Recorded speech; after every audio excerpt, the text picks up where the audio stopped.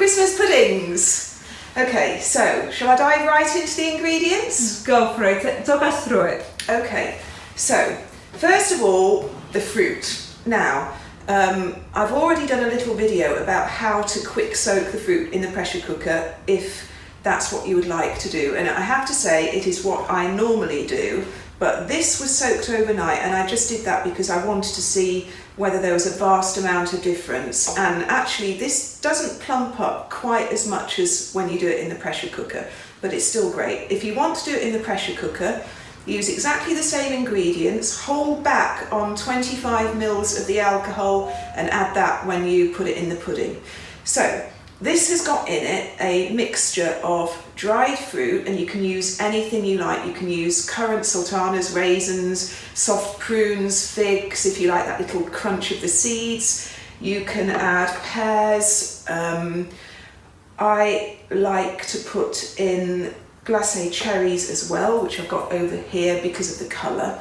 And also the citrus peel. Now, the citrus peel you can often get in the supermarket. I really don't like the taste of very much. I go online and buy it in big pieces, which I then chop by hand.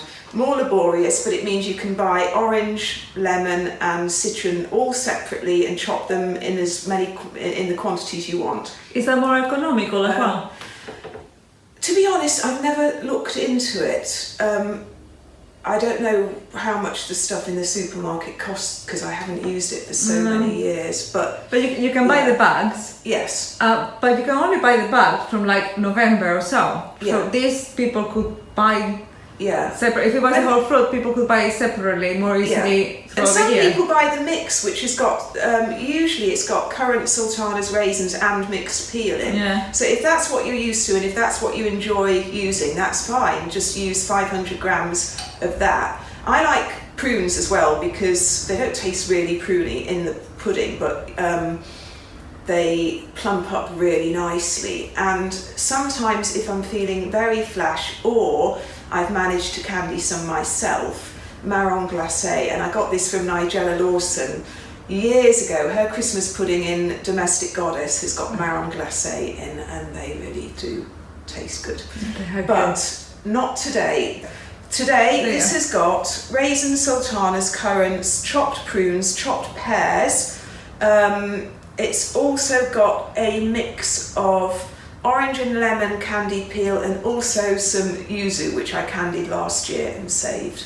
So it's going to have a really good fragrance. Then I've got the rum in here, and I've also got the zest of one orange. And I'm just going to put that aside for the moment, and then it's just simply a case of putting everything in our Instant Pot mixing bowl today. Well, so we've chosen that one because it was big enough. It's big, and so if you have a spare inner pot for your Instant Pot, it's a perfect use for it today. Really good. So, self-raising flour, breadcrumbs, suet, and sugar.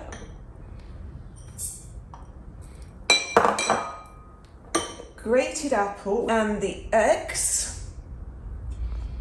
Now, spice. So again, spice it however you like. Everyone in my family loves cinnamon, so we put a bit more cinnamon in than anything else. So cinnamon, allspice, a hint of clove, a hint of cardamom, a little bit of mace. That's all going in. You can use a mixed spice mix if you like. And also, I do like to put in a little bit of nutmeg as well. So I'm just going to grate that in directly. And some people put nuts in their Christmas puddings as well, but It's not a bad idea. Yeah. I'm guessing it gives it a little bit of crunch even under pressure. I would do in Christmas cake, but never having Christmas pudding for some reason. So that's that. Then in goes the fruit and any liquid that's not quite absorbed by it, and the glacé cherry. And then stir And we're mixing the grated quince in a bit as well. Yeah, we will. Keeping it real. Yeah. Now, this is a job that's traditionally done by every member of the family, and I think part of the reason is it's not that easy to stir together. You need a bit of welly. It's quite resistant to forming into a nice, smooth, well, it's never going to be smooth, but batter. And that might be where the tradition of making a wish comes from. Everyone comes and has a stir and makes a wish. So I'm going to get Maria to come and do that in a moment. Oh, I've never done this before. I've never cooked a Christmas You've pudding. never cooked a Christmas pudding I'm before? Spanish. What do you have in Spain for Christmas pudding? Well, we have turrón. We don't have a Christmas pudding. We have turrón, we have polvorones, we have mantecados. We have a lot of variety. Have you had turrón before? Mm? There's turrón, which is a bit like nougat, some of it. Some of it is soft, some of it is hard. I have had it, but not at Christmas. It is one of those things that we end up having in the house around Christmas time. I mean, when I was a child, there would always be dates with a little fork and nougat and sugared almonds and lots and lots of marzipan. Marzipan? Oh, I don't like marzipan, but yes, I love it. And I am going to have a stir, and I'm not going to tell you what my wish is, but it very much involves getting back home in one piece today. Yes, I might just wish for the same thing. Can I make 2 wishes? Yes, you may. Are you going to come and have a stir? Yeah.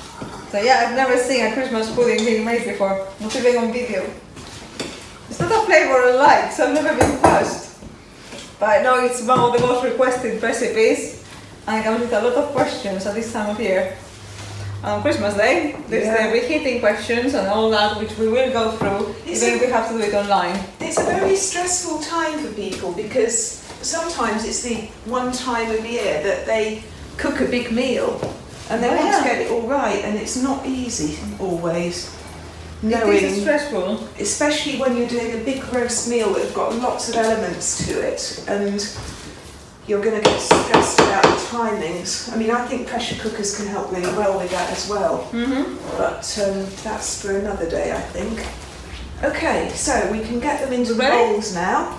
The thing about a Christmas pudding is it doesn't really rise, even though there is a bit of self-raising flour in there. So you can pretty much go almost to the top. Perfect. Just gonna take a little bit out of this one. Sometimes I'm very precise and weigh it and halve it and make sure it's exactly right, but... How many do you make every year? Oh, it depends on work, because sometimes I'm doing them for recipes in July, August time. Can I just say about the colour? Go for it. Usually they will be a bit darker than this, and that is because I would normally use dark muscovado or like a dark soft brown sugar. We've had a bit of an eventful day today, and the muscovado sugar has got lost somewhere, so we've used demerara instead, which will be absolutely fine in terms of the texture and everything, but the colour is a little lighter than normal. As it cooks, it will darken. Covering the puddings. Now, you can do what I'm doing and use baking parchment. Just fold a little pleat in it, like so, and fix it round. Now you can use string if you like. I usually use elastic bands, which I am doing very, very clumsily. That's it. You can also use foil. Now, foil and baking parchment do affect the cooking times. The foil, I tend to find, slows down the process a little bit, but with a Christmas pudding that's cooking for a Christmas time anyway, it doesn't really matter. You can also use a lidded plastic tub if you like. Right, and then I'm going to double both of it because sometimes they snap, especially when you've got a great big ball of them saved up as I have, and they're not never know. Pressure cooking, are they? No. Right, so that is done. So that's the tough part. So yeah, now it's just the actual cooking it. That's the easy part, right? Very easy. An IP and a good modern stovetop, you don't need a lot of water because there isn't going to be a lot of evaporation taking place. So probably about 3 centimetres is ample. I also wanted to show that you can easily do a pudding in a 4.5 litre one, which is my standard pressure cooker that I recommend to families. Is that your most used size? This is my most used pressure cooker, and it's not deep and particularly wide, but I can still get a lot in it. I can get a small to medium sized chicken in it, and I very rarely use a trivet in it. I just use a bit of fabric at the bottom. You're going to use a trivet? Yeah, because I'm not sure how with the Instant Pot how using fabric will affect the sensors. Have you ever tried fabric in the electric pressure cooker? It has nice work. Yeah, because it's still wet underneath. So we'll try at some point. So how much water do you want in there? I'm not sure that. About 3 centimetres. I never do it by volume, purely because people have got different size pressure cookers. So if I say 1 cup of water or 300 mils of water or whatever, it's going to be that much on some pressure cookers and that much on others. So it's better to go by depth. Okay. That's not the case if you're cooking on an IP the whole time and that's what you're doing recipes for, but I'm trying to cover all bases. Yeah. Are we going to do the pre-steaming phase? Okay, perfect. Let's just pressure. I don't honestly think it makes a great deal of difference. Fantastic. For the Instant Pot, I'm using the 8 litre, so I'm going to use 1 litre of water, and I have the trivet already in place. There, you want to put the pudding basting on the trivet, lifting it from the water. But I have to say, it doesn't have to sit above the water. Which is why I can do it in a shallower pot. Is it okay? Is that enough? Yeah, that's fine. Yeah. Perfect. The trivet is actually water covered, but yeah, that's perfect. I usually add about 2 to 3 centimetres. I'm going to get the tape measure out. And then this goes in. So that's just a rag that you put in there on the base. Yeah, it's just a piece of cut up tea towel. And you just make sure that the water goes in first and then the tea towel. It doesn't really make any difference. It could be a tea towel, it could be anything. Yeah, an old napkin. Then that will sit not on being top. into it this time. This is purely just to stop the rattle, because otherwise it will rattle around. Okay, and I'm just going to put the lid on. You click it into place here. This has got the best release mechanism, because all you have to do is gradually slide it back. It's really nice. But this one is a button, you see. But what if you want to slow it down if there's loads of starch? Okay, so this is what you do. If you want to slow it down, I have a video of this actually. You press it a little bit. Okay. Yeah, a little bit. Or you press it fully. Okay. See how it stays up? Yeah. So, and self-sealing. So this one you don't have to do it yourself. It seals itself. See? You're showing off with your thing, I can show off with mine too. I'm glad I chose this one now. How long am I doing it for? Pressure cook? This one I'm going to do 1 hour and 15. I'm doing the same, right? Yeah. And they will be cooked identically, hopefully. If you want to be sure it's cooked right through to the middle, then you can always use a thermometer probe and make sure it's at least 98 degrees. 98 degrees. Yeah. Okay, and it should be still at that temperature. You okay? Yeah, I forgot this one has a start button. Go for it. I'm listening. Yeah, so it should be at that temperature still once the pressure has dropped. So for instance, when I made a batch of these last in this one, when it was cooked, it was just over 100 degrees once the pressure had stopped, had completely dropped. Stop. See, it has the very fancy steam release, but it has this start button. Which is my headache a bit. So forget it has a start button. Right, so now we just leave it. Now I've got to wait for this to come up to pressure. You can leave that. Yeah, I like that. Is it a natural pressure release at the end? Natural pressure release, then take it out, let it cool down completely, and then you can either leave it in the basin. If you don't need the basin until Christmas or until whenever you're going to eat the pudding, you can leave it in the basin, just wrap it up well. I will wrap it in some sterilised muslin or some baking parchment and a big tea towel and leave it somewhere cool. Or you can take it out of the pudding basin and you can wrap it up in whatever you want to wrap it up with, but just make sure it's cool before you wrap it, and that whatever you are wrapping it up is very clean. And I always would sterilise muslin if that's what I'm using. How do you sterilise your muslin? Boiling hot water over it. On the stove top? Oh, yeah. But you can just use water from the kettle, hot water from the kettle. Just scald it basically. So how long for? How long do you leave it for? Just leave it, just scald it and wring it out pretty much immediately. Okay. And obviously get it out with tongs or something. Yeah. And then wring it out, lay it out, wrap it up. You sometimes see them hanging, Christmas puddings that have been made hanging in their lovely muslin wrappers, hanging from beams and things. Yeah. It's the old-fashioned way.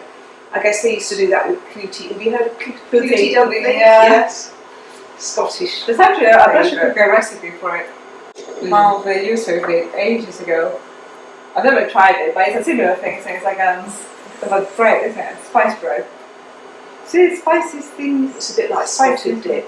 So I know. Makes yeah, that's a Spanish bread. So yeah. Often with this one, you get a little bit of a burst of steam just before it starts building pressure. And then when it comes up to pressure and you've got the temperature just so, it will be silent. Like the electric ones? Yeah, no steam coming out, no noise. So pressure cookers nowadays are totally different to how they used to be. So the stovetop ones don't make that much noise either. No. I mean, you can still get the old-fashioned ones that have the little, they look the way that looks a bit like this, that will jiggle around and spurt out steam. Or the Indian ones that let out a really sharp, high-pitched whistle. And I think a lot of Indian recipes are timed by those whistles. Yes, they are. But the confused me no end at the beginning. But the modern ones are much more efficient because they're keeping everything in there. All the liquid, that's why you don't need so much liquid. You're not having to top it up. You're not having to think about how much liquid is going to be lost to evaporation because the steam's not coming out, it's just staying in there. Everything is locked in. You could leave it round the clock easily at the right temperature and it would be absolutely fine. So now I'm just going to put this down to a maintenance temperature and then it will sit happily for as long as it takes to cook. So at this point you put because these ones don't count down, the stovetop ones don't count down on their own. Yeah. You then put a timer on your phone. Yes. Or I use a kitchen timer at home, obviously, but a lot of us with long cooking times, we just put a timer on for this kind of thing because then you go and sit in the living room or go do some work upstairs and forget about it otherwise. Yeah. And I'm guessing yours is not going to switch itself off. No, it's not. So you have to stay on top of it. No. And I have to say, as long as you have got the temperature right, it's fine. You can leave it at that point. The danger time to leave it is when it's coming up to pressure and on a high heat. If you forget it on a high heat, that's when you're going to worry. Okay.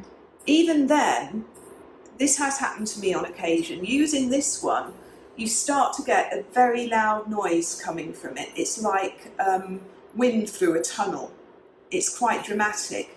And it's just letting you know, but at the same time, all the safety features kick in. So you get steam coming from around the rim, from here, and yeah, all these extra the modern vents. ones also have added safety features. Yeah, It's like the electric ones do. Yeah. The old-fashioned ones might, with just one vent, might on occasion get blocked if you're cooking lentils or something and a bit of lentil gets jammed in there or something like that. Yeah. But I have to say that whenever I've talked through anyone's usually kind of hearsay anecdotes about exploding pressure cookers, and I've kind of worked through what happened, it has usually been because they've left it on a high heat and forgotten about it. Yeah. Makes sense. It's still not ideal to leave it, even with all the safety features, because it will, of course, still eventually boil dry because it's letting out all the steam. Yeah. So then you're faced with the same situation as you would be if you left a saucepan to boil dry. But yes. But you're not going to be scraping food off your ceiling. Makes which sense. I think is the main thing. So tell me, the Instant Pot, the electric pressure cookers, go on to keep warm. How long, if you forget your Christmas pudding, how long can you leave it on keep warm for? It'd be fine for ages, I should think. So should anyone have to leave the house or whatever, you're not against the clock. Yeah. It's a long cook anyway. It's a long cook anyway, and when you think that traditionally Christmas puddings were often boiled for about 8 hours. Yeah, the stovetop. If you leave it on keep warm, which is going to be gentler than a boiling saucepan, it will be fine. They cook quite quickly, and I think then it's just degrees of how much you like it cooked in terms of how dark you like it. I remember when I was a child, my mother used to boil them for 6 hours initially, and then for hours and hours on Christmas Day, the kitchen would be filled with steam. And they would be literally black, very, very strong flavoured indeed. I think the fashion's now to have them slightly lighter than that. I certainly wouldn't ever have boiled them for that long. No. Now, I know some people find my timing quite a long timing as well, but I think there's a balance between doing the shortest time you possibly can because you know it's cooked, and then actually cooking it for longer to improve the flavour. It also means that if you're very late making your Christmas pudding, you're still getting more flavour in by the slightly longer cook just before Christmas. So that's a very good tip. Yeah, so the extra maturing time isn't quite as necessary. So the other advantage of pressure cooking, as opposed to steaming it on the hob, is that we're not releasing any steam into the room at all. No, there's none. It's all staying in there, which is why you don't need to use as much water. So the key is to get people to have many, many pressure cookers and do tons of Christmas puddings at the same time. Like me, I could do a ton, I just don't like Christmas pudding. For an acquired taste, a lot of non-British people really don't like Christmas pudding. So, or suet puddings, or steamed puddings generally. True. Could you do it suet-free? You can.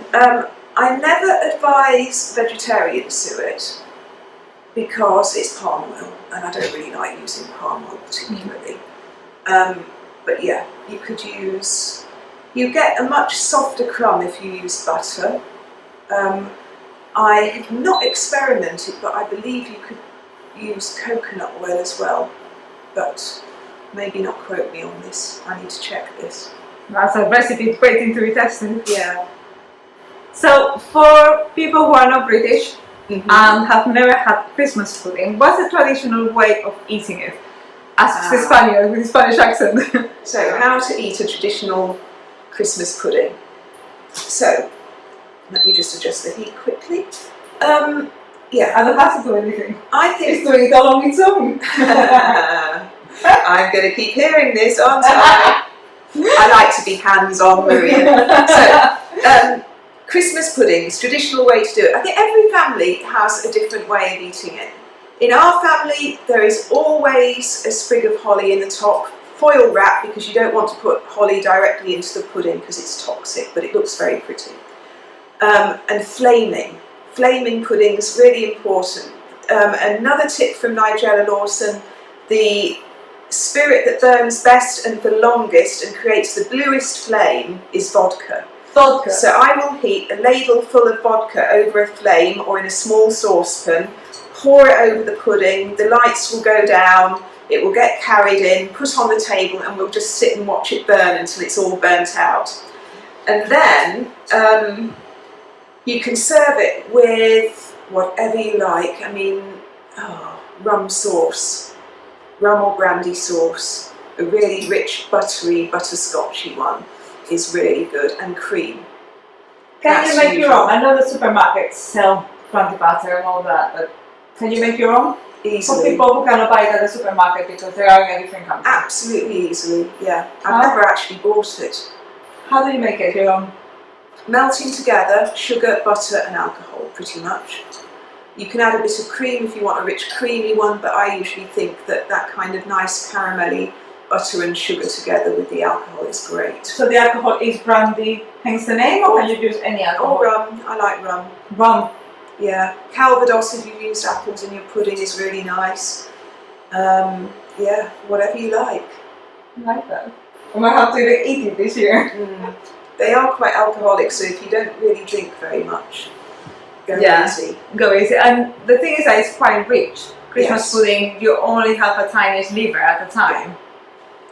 But it's really great fried the next morning for breakfast or whenever, or put in trifle. So what I love to do is to cut slices of it or crumble it up and then heat butter and sugar or maple syrup or whatever your choice of sweetener is in a good frying pan and fry it until it goes crispy around the edges, and then eat that with big piles of creme fraiche or something, or with, my son loves it with fried sliced apples or apple compote, or put it in a warm trifle. So instead of having a chilled trifle, use the Christmas pudding. You have to work quick, so you've got your regular layers in, but put the Christmas pudding layer of fried in the middle of it. It's really good. And what else would you add to the trifle? Because an English trifle is a British tradition, as we know from that episode of Friends. Yes. So what else would you add to the trifle? So I would still put in a sponge layer and sherry, and I would still put in amaretti biscuits, and I would put in a layer of fruit, and I would actually like poached pears work really, really nicely, or mandarins, even the tinned mandarins or the Spanish jarred mandarins are really lovely. So there is a poached pears recipe in your pressure cooking book, isn't there? There is in my new one. Oh, I'm not sure if there's one in my first one. so perfect opportunity for intermission and to tell us a little bit more about your new book. Okay, so the new book is basically, as a food writer, well, whatever you do in life, you never stop learning, do you? And you never stop experimenting, or at least I never stop experimenting. And I just felt that when I wrote my first pressure cooker book, I was learning. I was not a novice exactly, but I hadn't been using them for that long. I was madly enthusiastic about them and trying all kinds of things, but I don't think my knowledge was anywhere like as deep as it is now. And over the last decade or so, I have experimented more and more, come up with different techniques for some of the same recipes, shaved off timings, worked out different ways of cooking certain things like beans and pulses, very much with a view to keeping fuel consumption to the absolute limit, because I think that's something we're all really concerned with at the moment. And a lot of pressure cooking is actually done off the heat, because the cooking takes place also when it's dropping pressure, when it's not over a flame or it's stopped cooking at pressure. I think with an electric one, the electric's still on, but it's absolutely minimal use. So just working out how you can cook things faster. So for example, beans and pulses, beans, you can cook them from dry, but if you do a quick soak in the pressure cooker or soak them normally, you're still shaving off a lot of time. And so it's a more sustainable way of cooking. And things that you might not normally think of doing. So for instance, in my first book, I hadn't really experimented much with baking. It was a case of looking at a pressure cooker and thinking, well, the normal things you do in it are the curries and the casseroles and the soups and all the very wet stuff, cooking a pot of beans, cooking a pot of lentils, using it as a bain-marie for certain things as well. But just thinking, well, you know, what other cooking processes will work in it? So, for example, working out how to cook pot stickers so you get a crisp bottom and a lovely soft plump steamed top. Making sure that you can cook greens so they are as though they've been roasted in the oven. Roast cabbage is one of my favourite things. And being able to do it in literally a couple of minutes in the pressure cooker instead of having the oven on for 45 minutes or however long is just amazing. Also, if you have a big electric oven, like I have a massive one, never turn it on anymore. Yeah. Because it's massive. You can hear the electricity go and be used. I know. While I have it on. Especially when that fan's whirring. Yeah. The energy consumption is huge in an electric oven that size. So yeah, I just wanted to share some of the recipes I've developed and things I've experimented on over the last decade, really. I thought it was the right time for another one, especially, as I say, because we're so mindful of cutting our fuel consumption. Yeah. It will heat through properly in about 10 or 15 minutes, but if you want to give it a bit longer, up to half an hour is good. It's fine. Yeah. And the advantage of using, you're going to hate me for this, the advantage of using the electric pressure cooker will be that you can set it off when you sit down to your Christmas dinner, and it will be ready and keep warm for you whenever. It's not like it's going to overcook, is it? No, in fact, I'd probably use one on Christmas Day as well. I do have an Instant Pot, which I do use. And I use these a lot to prepare Christmas dinner as well. The Brussels sprouts dish we did, I'll use them to parboil my potatoes, parboil the parsnips. Me too, potatoes and the parsnips, and nowadays I use the air fryer lid for the potatoes and the parsnips, just to keep everything in one. I don't have to mess around that way.